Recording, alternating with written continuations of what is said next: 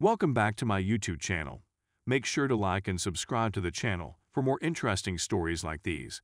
Now, let's get into today's story video. Recently found out my wife cheated on me, got pregnant, and had an abortion 2 years ago. This might go on for quite some time, but I want to give as many information as possible. Almost 5 years ago, I met my 23 male, wife 23 female. We married a little more than 2 years ago. We were an outstanding fit who enjoyed spending time together and doing things we enjoyed. I'd never been so certain about anything in my life as I was when I chose to marry her. We had been living in a town approximately 4 hours away from where we first met, while I worked full-time and she went to school full-time and worked part-time. I was given the possibility to transfer within my firm and return to the location where we met. This was something we had hoped for in the future, but we had not expected it to arrive so soon in our lives. We didn't have much time to think about it, since my job required a response within a few days. We decided to go forward with it, although we still had a lease at our existing place for roughly 3 months. So we agreed that she would remain there till her lease expired and then move up with me. This obviously put our relationship to the test and made things more challenging, but from what I could see, we were making it work. She was finally able to catch up to me. Everything went swimmingly, and we were soon settled in. For some reason, it seemed like everything had altered.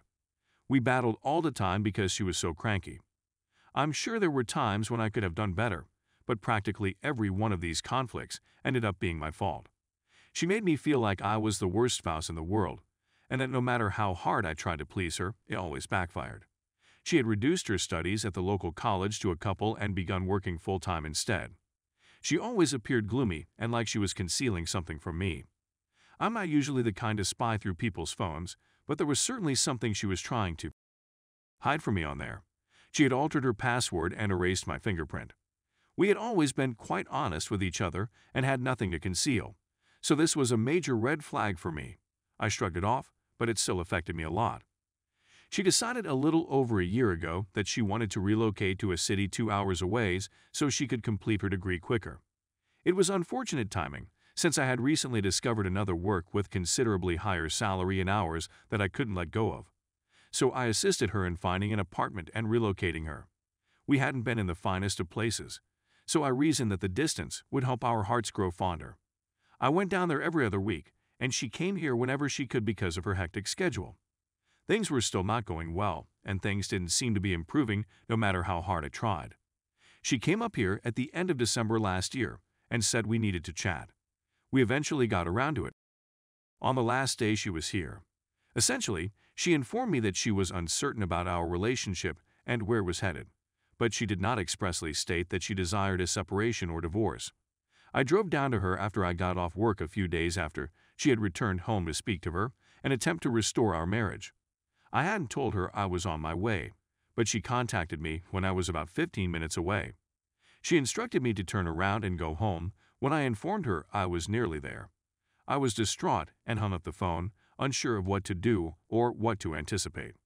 She returned my phone and said she could see me, but she had arrangements with her friends and couldn't chat for long. When I inquired whether I should simply meet her at her apartment, she replied no, and that we should meet someplace else, such as a parking lot. When I approached her and asked what she was concealing, she flung it back at me. So I met her in this parking lot and we both sobbed. When I asked her what she wanted, she said she wasn't sure, but she doesn't believe we can make this work. She said that she now desired new things and was unable to provide me with what I want. I promised her that I would go out of my way to change in order to retain her in my life. She left me there and went to see a friend. I cried the whole 2-hour drive back home.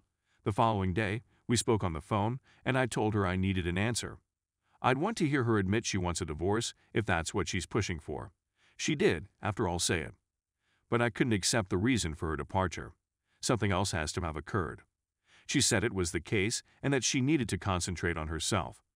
I pushed and pushed to have closure, and I repeatedly questioned her whether she cheated. I told her that would offer me more closure than what she was telling me now, but she refused. It took me roughly 4 months to get back on track in my life. I was rediscovering pleasure through doing things I like, and I even began dating again. The prospect of her absence disturbed me. We even chatted approximately once a week and were nice to one another. There didn't appear to be much possibility of us getting back together anytime soon, but at least we could communicate to one another without any problems. She knew I was dating, and I knew it worried her, but I also knew she was pleased for me. My name was also on the automobile she was driving.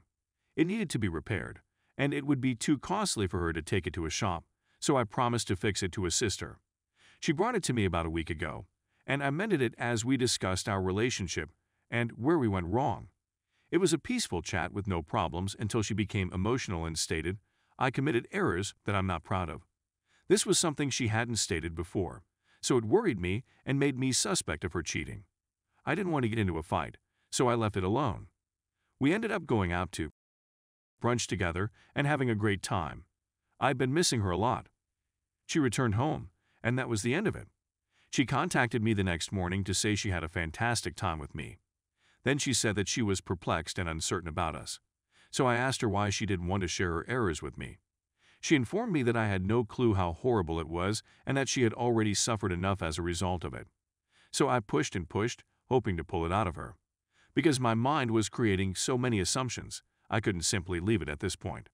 She inquired as to what I was assuming. I informed her that I knew she cheated, but I didn't know where, when, or with whom. She didn't have anything to say. I persisted in pressing. She stated she was feeling nauseous from talking about it and that we should discuss it later since she was in class. She advised me to expect the worst and I'd be correct. So I asked her if she got pregnant, and she didn't say anything. She assured me we could chat later.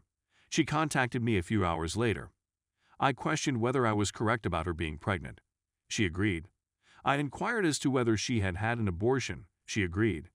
She informed me about it when I moved back up here 2 summers ago, only a few months after we married.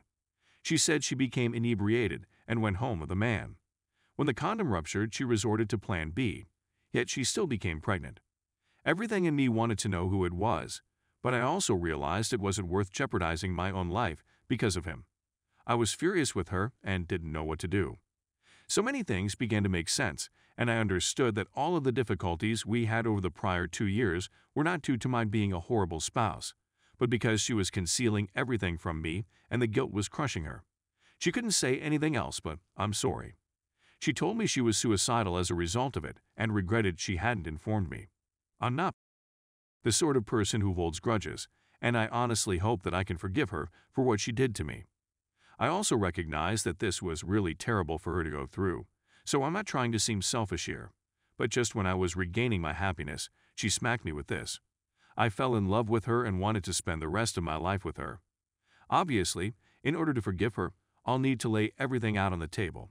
It will take time and perseverance to be able to trust her again. I sincerely want to be with her again, but I want to prevent any potential problems in our present life. She still has a 1.5 years of school left, so we couldn't live together given my present employment position. I know I still need time to analyze everything and figure out which way I want to proceed in. Do I really forgive her for this atrocity and restart my life with her? Or should I continue to live my life in search of something new?